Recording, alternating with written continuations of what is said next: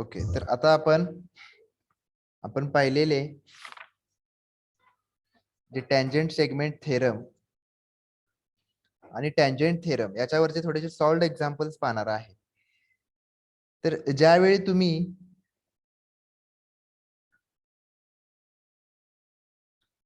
एखादी tangent सर्कलला draw करताय किंवा असते, त्यावेळी ती at the point of contact जो असतो तिथे 90 अंशाचा कोन करते, हे आपल्याला टँजंट थेरम सांगतो. आणि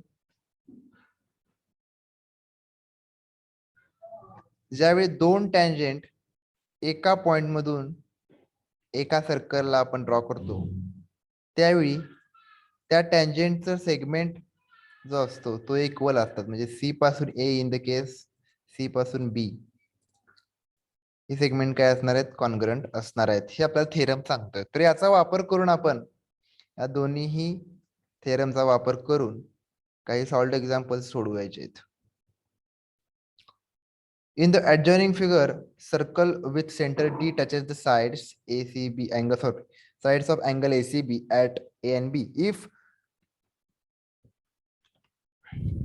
angle ACB is equal to 52 degree, find measure of angle ADB. अशा प्रकारचे कॉमन प्रश्न विचारले जातात. हा एकदम कॉमन प्रश्न आहे, भरपूर वेळा विचारला जाऊ शकतो. इथे काय केलेलं आहे दिसतंय आपल्याला की टँजंट सेगमेंट दिलेले आहेत फ्रॉम द पॉइंट सी पासून दोन टँजंट सी ए आणि सी बी ड्रॉ करण्यात आलेली आहे. तर बाय द टँजंट थेरम आपल्याला हे माहितीच आहे की C A is equal to C B, but त्याची इथं नाही आहे गरज. इथं गरज कशाची आहे, तर टँजंट थेरमची गरज आहे, ज्यानुसार आपल्याला कळतं की ऍट पॉइंट अँगल ए 90 अंशाचा कोन होतोय, ऍट पॉइंट अँगल बी सुद्धा 90 अंशाचा कोन होतोय. त्याच्यामुळे काय होतंय, तर एक जर ह्या दोन मधला आपल्याला अँगल माहित असेल, कशातला, सी आणि डी मधील, तर हा जो क्वाड्रिलॅटरल आहे ए डी बी सी, हा जो क्वाड्रिलॅटरल आहे यातला हे दोन अँगल तर आपल्याला कंपल्सरी माहिती आहेत, right, because of the tangent theorem. मग ह्या दोन मधला एक अँगल माहिती असेल तर आपल्याला दुसरा अँगल फाइंड करता येतो. हे कॉमन प्रॉब्लेम आहेत जे विचारले जातात टँजंट सेगमेंट वरचे. इथे सुद्धा तसंच केलेलं आहे. अँगल एसीबी सांगतायत की 52 आहे, बट त्याच्याबरोबर हे सांगितलेलं आहे महत्वाचं की ए आणि बी ला टँजंट झालेली आहे, त्याच्यामुळे ऑटोमॅटिक इथं 90 अंशाचा डिग्री आणि इथं सुद्धा 90. त्यामुळे ह्या क्वाड्रिलॅटरल मध्ये अँगलची समेशन ज्यावेळी आपण 360 लिहितो त्यातला एकच अँगल फक्त राहतो जो की ए डी बी आहे, आणि तो फाइंड करण्यासाठी हिची समेशन करून यातून सबट्रॅक्ट केलेली आहे, जेणेकरून ए डी बी हा 128 येईल. समजते. जरी ह्या टँजंट असतील तरी हा क्वाड्रिलॅटरल तयार होत असतो नेहमी. ठीक आहे, नेहमी हा क्वाड्रिलॅटरल तयार होतो, angle quadrilateral A D B C. आणि या क्वाड्रिलॅटरल मध्ये सुद्धा सर्व अँगलची बेरीज 360 येते, हे विसरून चालणार नाही, ते वापरलेलं आहे. आणि प्लस टँजंट थेरममुळे हे 90-90. आणि मग राहिलेले ह्या दोन पैकी एक माहिती असते आणि एक दिलेलं एक विचारायला असतं, एक माहिती असतं, ते आपण मग फाइंड आउट करू शकतो.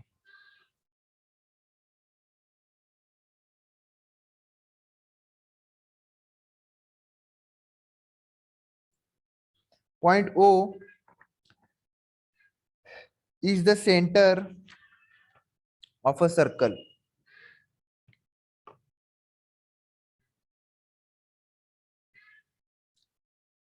Line A and line B are parallel tangents to the circle at point P and Q. ठीक आहे, टँजंट्स आहेत, बट यावेळी त्या एका पॉइंट मधून नाही आहेत, त्या पॅरलल आहेत, एकमेकांना पॅरलल टँजंट्स आहेत. बघा इथं आता आपल्याला मागील सुद्धा कन्सेप्ट वापरायचे आहेत. तर दोन पॅरलल टँजंट दिलेले आहेत. Prove that segment P Q is the diameter of the circle. आता प्रूव्ह काय करायचं आहे, तर सेगमेंट पी क्यू हा डायमीटर आहे हे प्रूव्ह करायचं आहे.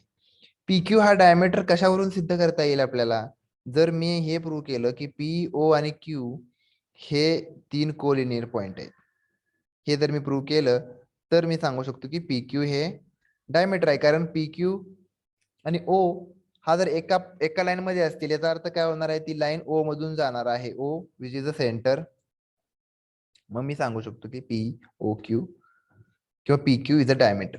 त्यासाठी मला हे कोलिनियर प्रूव्ह करायचे आहेत. बट मला दिलेलं काय आहे, तर ह्या ज्या लाईन पॅरलल आहेत, कोणती लाईन ए आणि लाईन बी म्हणजे सर्वात वरची आणि खालची, या लाईन पॅरलल आहेत आणि आपल्याला सांगतायत की त्यांना जोडणारे जे त्यांचे जे पॉइंट ऑफ कॉन्टॅक्ट आहेत ते जर आपण जोडले तर ती डायमीटर होणार आहे. मग त्याच्यासाठी प्रथम ती जोडली पाहिजे, म्हणून पहिल्यांदा ती जोडलेलं आहे. Draw radii O Q and O P.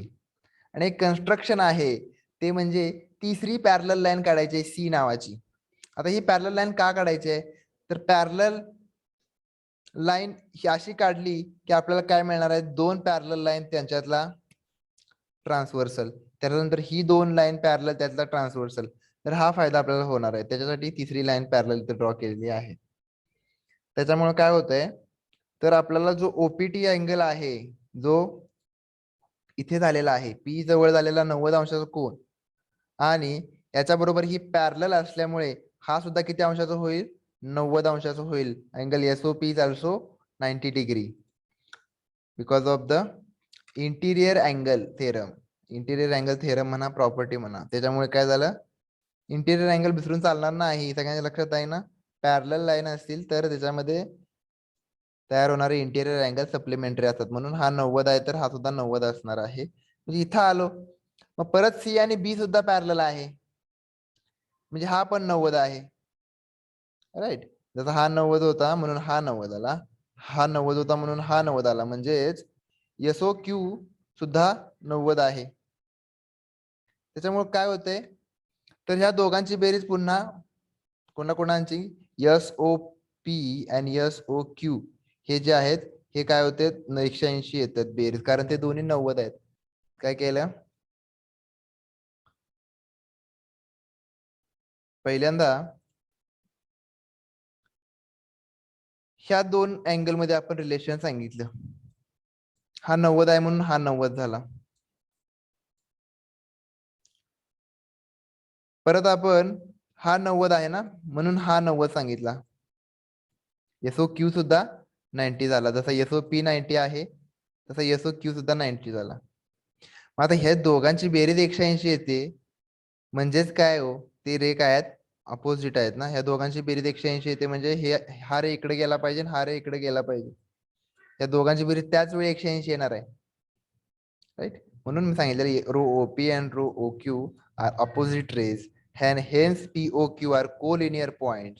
आणि मग ते कोलिनियर असतील तर पी क्यू हा काय होईल, डेफिनेटली डायमीटर ठरवण्यात येईल. बेसिकली आपल्याला इथपर्यंत काय प्रूव्ह करायचं होतं की इथं ओ च्या ठिकाणी सुद्धा ह्या लाईन कडून एक 90 डिग्री येतोय आणि ह्या लाईन कडून एक 90 डिग्री येतोय, जेणेकरून दोन 90 अंशाचे कोन जर एकामेकाला बाजूला होत असतील तर याचाच अर्थ ती एक लाईन आहे हे आपल्याला याच्यावरून सांगितलेलं आहे.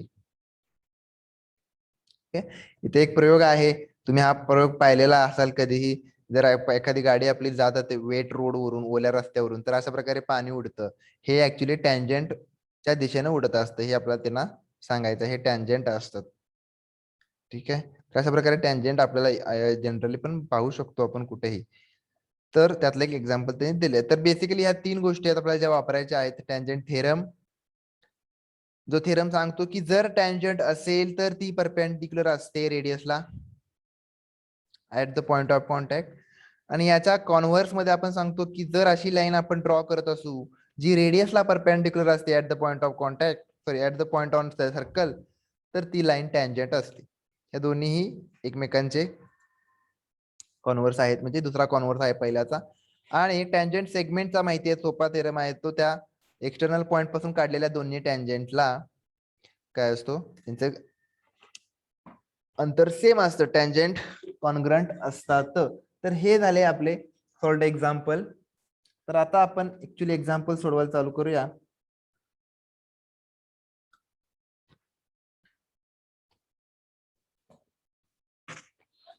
Practice set 3.1. In the adjoining figure, the radius of a circle with center C is 6 centimetre. काय करतो मी, हे पूर्ण घेतो.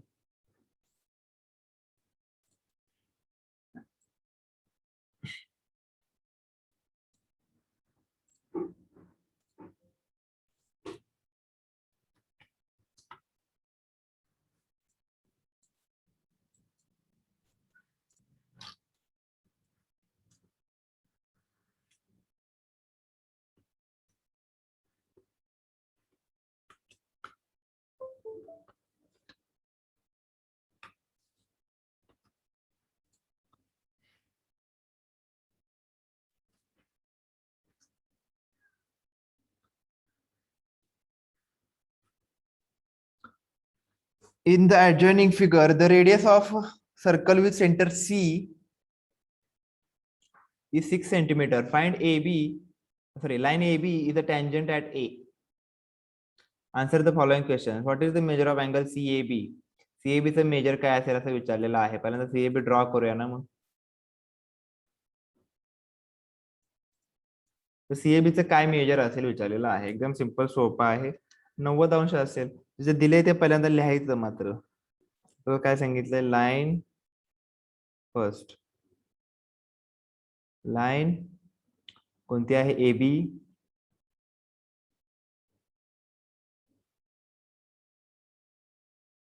is tangent to the circle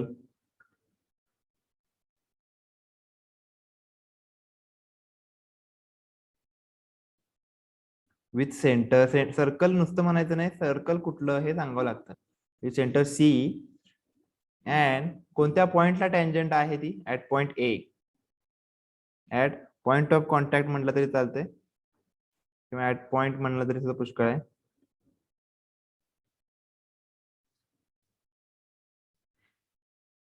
hence angle CAB जो आहे तो 90 अंशाचा असणार आहे. Because of the,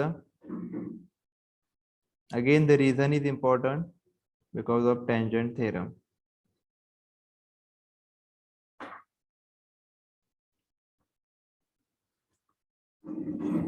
Second, what is the distance of point C from the line AB?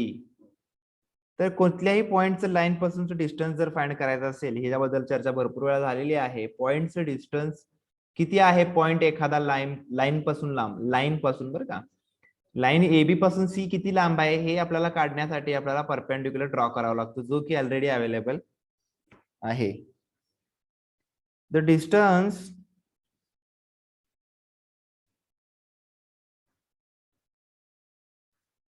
Of point C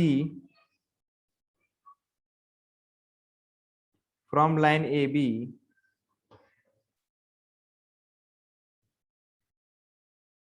is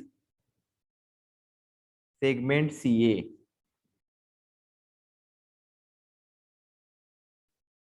which is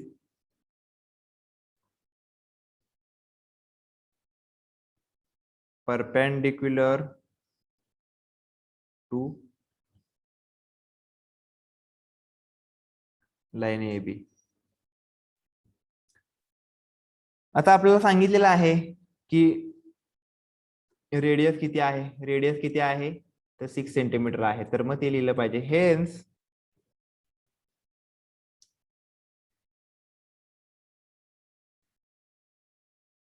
segment CA जी की radius आहे, जी की 6 centimetre आहे. Hence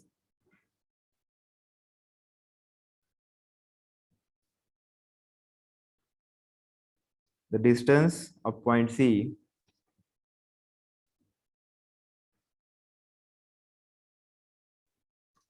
from line AB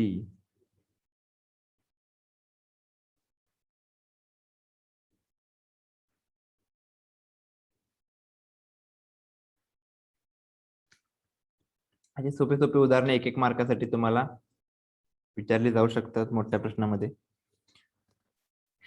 next काय विचारलेलं आहे बघूया. हा, distance between A and B. आता A आणि B चं डिस्टन्स दिलेला आहे.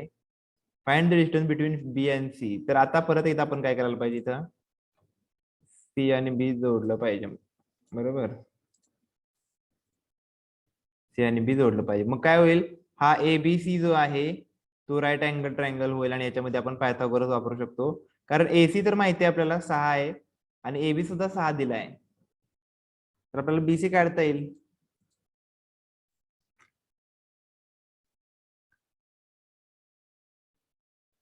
In triangle ABC angle CAB is 90. Hence तिथं पायथागोरस थेरम लिहितो, BC square is equal to वरती सी आहे ना, म्हणजे AC square plus AB square.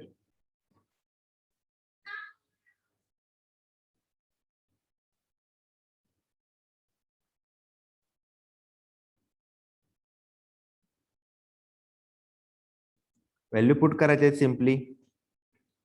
AC radius आहे 6 स्क्वेअर, AB जस्ट दिलेली आहे व्हॅल्यू, ती पण 6 दिलेली आहे. हे काय होईल 36 प्लस 36, म्हणजे BC इज इक्वल टू √72. याच्यातून 6 बाहेर येत असतं माहितीये ना, 6√2. युनिट आपल्याला सेंटीमीटर लिहायला फक्त आपल्याला सांगितलेलं आहे डिस्टन्स असं लिहा म्हणून, मग तसं लिहायचं distance between B, C.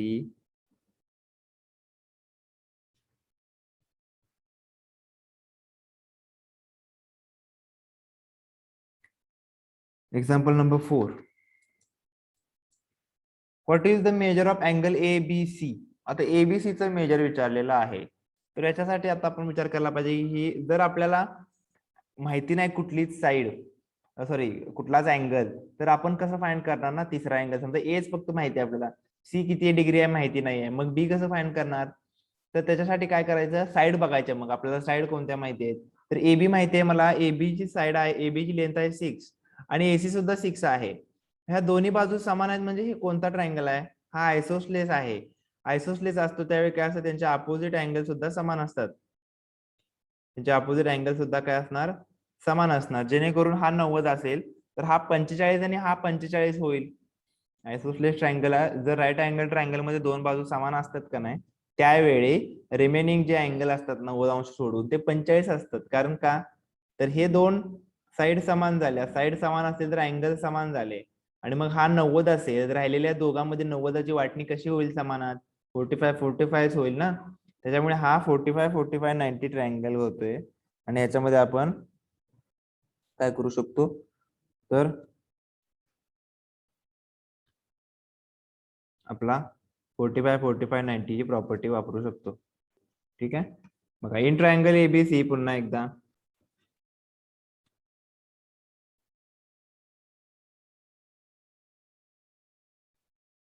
Angle BAC नाही कोणतं, अँगल CAB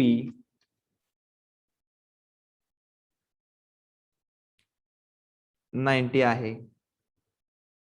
बघा सेगमेंट AB आणि सेगमेंट AC हे इक्वल आहेत, कॉन्ग्रंट आहेत. Hence triangle ABC is an isosceles triangle there, isosceles triangle.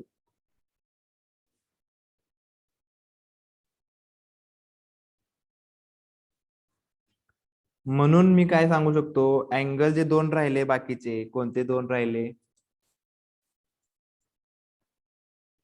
Angle ABC आणि angle ACB. Angle ABC is equal to angle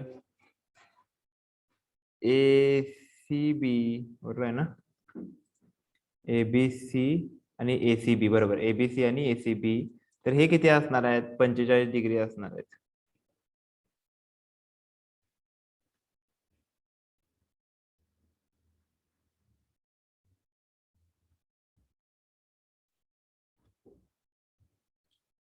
आयसोस्लेस angle theorem. त्याच्यामुळे काय होईल, तर ट्रायंगल ABC हा 45-90 ट्रायंगल. एवढंच मला सांगण्यासाठी एवढं काय काय लिहायची गरज लागली, फक्त एवढं सांगण्यासाठी की तो ट्रायंगल 45-45-90 कसं सांगितलं, हा 90 आहे म्हणून माहिती होतं. पण हे दोन 45-45 कसे आले, तर त्या दोन बाजू समान आहेत ना, बाजू समान असतील तर अँगल पण समान असतात. मग समान अँगल असतील तर पॉसिबल एकच आहे की 90 राहिले, 90 180 मधून 90 गेलं तर 45 राहतं. मग तुम्ही डायरेक्टली लिहू शकता हे दोन्ही अँगल 45 आहेत, म्हणून तो ट्रायंगल 45 45 45 90 झालेला आहे. आता अपोजिट, आता कोणती आपल्याला, तर आपल्याला कोणती अँगल विचारलेला आहे. हेन्स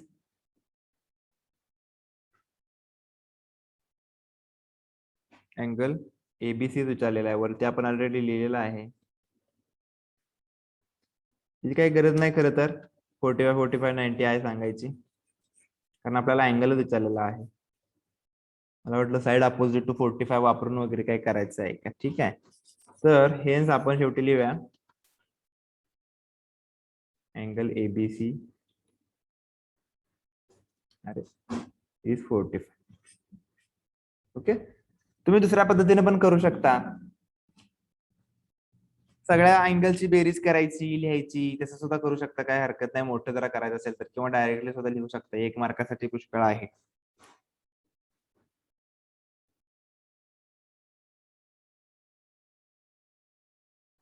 ठीक आहे, example number 2. In the adjoining figure, O is the center of the circle. From the point R, segment RM and segment RN are tangent segment touching to the circle at point M and N. If OR is 10 centimeter, find the radius of circle 5 and the radius of circle 5. Then प्रश्नांची उत्तर द्यायची आहेत. ठीक आहे, similar type काय आहे, फक्त यावेळी आता 2 टँजंट आहेत, म्हणजे टँजंट सेगमेंटचा काही संबंध असण्याची शक्यता इथं आहे.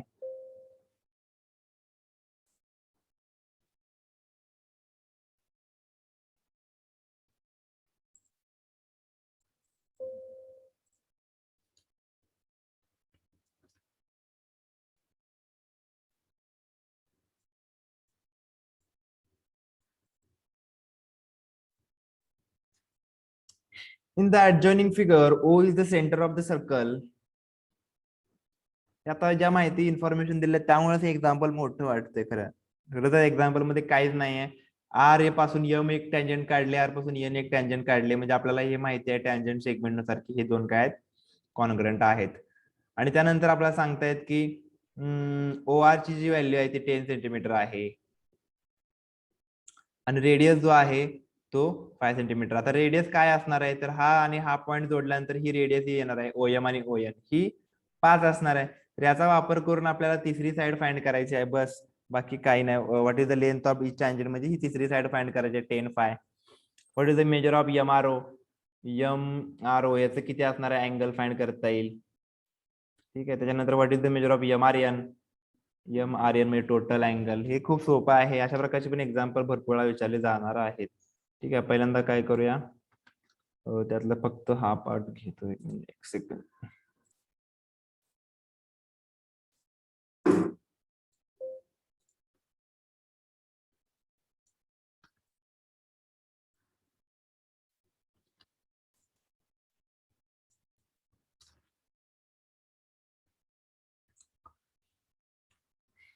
तर काय सांगितलेलं आपल्याला, पहिल्यांदा विचारलं काय, लेंथ ऑफ इच सेगमेंट. पहिल्यांदा आपण हे ड्रॉ करून घेऊया. पहिल्यांदा टँजंट आहेत म्हणून सांगूया. बघा, segment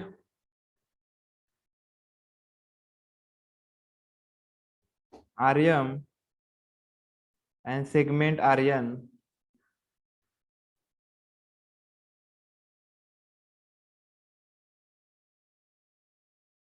are tangent to the circle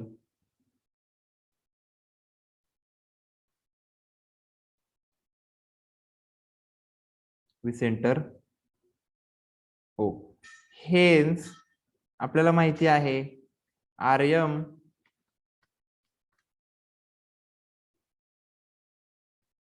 segment RM is equal to किंवा congruent segment RN.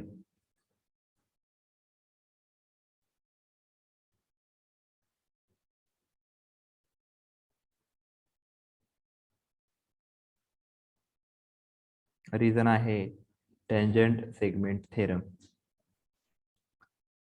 आता आपण सांगूया की ड्रॉ करू, ड्रॉ सेगमेंट किंवा draw radii, OM and ON. Hence मग आता ड्रॉ करूया काय होते. मग ट्रायंगल मिळतात आपल्याला.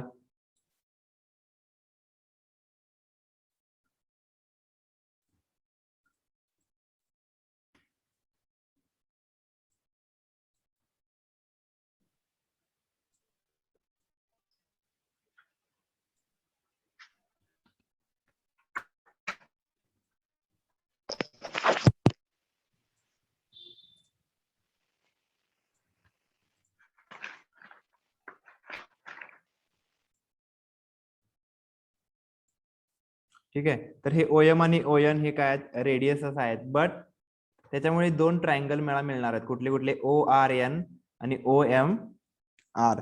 हे दोन्ही ट्रायंगल मला इथे मिळणार. म्हणजे आता कुठला पण एक ट्रायंगल घेऊया सध्या पुरता. पहिल्यांदा तर सांगूया, ते जर OM आणि ON जे रेडियस आहेत त्याच्यामुळे काय झालं, तर segment OM is perpendicular to segment MR, and similarly segment ON is perpendicular to segment NR.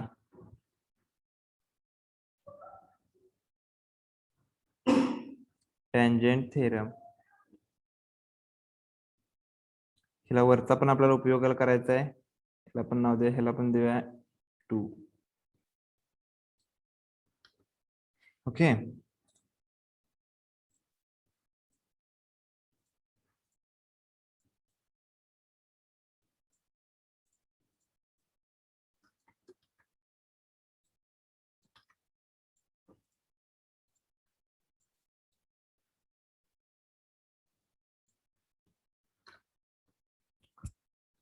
तर आता इन ट्रायंगल, कुठल्या पण ट्रायंगल मध्ये जाऊ आपण, वरच्या ट्रायंगल मध्ये जाऊया. इन ट्रायंगल OMR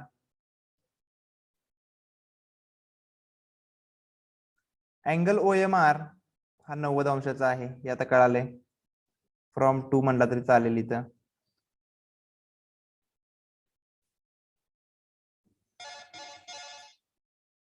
ठीक आहे. मग मी आता इथे पायथागोरस वापरतो. 90 अंशाच्या पुढची जी बाजू असते ती माझी हायपोटेनियस असते, म्हणजे OR square is equal to OM square plus MR square. Reason लिहितो.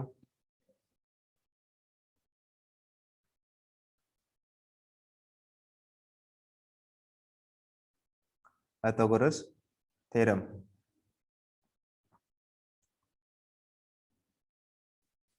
तो OR मला फाइंड करायचे. सॉरी, OR दिलेली आहे. OR segment is 10 centimetre. त्याच्यामुळे इथे 10. OM सेगमेंट म्हणजेच रेडियस जो आहे तो किती आहे, 5 आहे. आणि MR सेगमेंट मला फाइंड करायचा आहे. किती होते मग, MR square is equal to 100 minus 25. MR is equal to √75. MR is equal to 5√3 centimetre.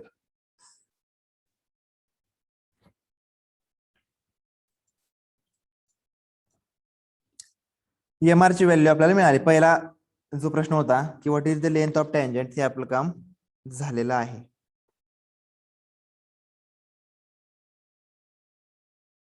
पहिलं काम झालेलं आहे इथं. ते लिहूया खाली. काय विचारलं होतं, what is the length of each tangent segment. तो लेंथ ऑफ हेन्स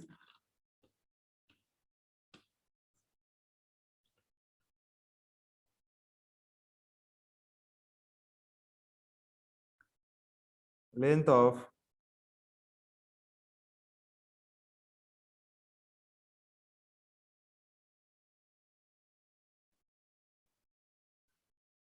segment